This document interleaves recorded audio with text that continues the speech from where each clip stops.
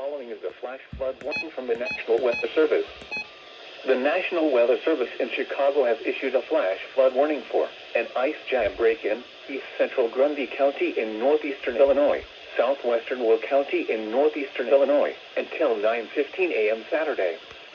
At 8:15 p.m., emergency management and river gauge data indicate the large ice jam near the Interstate 55 bridge on the Kankakee River has broken.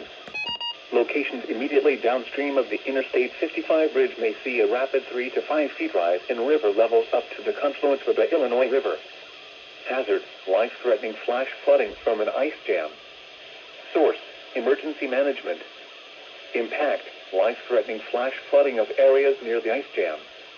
After ice jam breakup, the flood wave will move down the Kankakee River from Wilmington to Fallon Acres. A flash flood warning means rapid onset flooding is imminent or may already be occurring. Persons along creeks, drainage ditches, and other waterways should take immediate precautions to protect life and property. During flooding, rapidly moving water in drainage ditches, culverts, and detention ponds are especially unsafe and banks may quickly erode. Stay away or be swept away.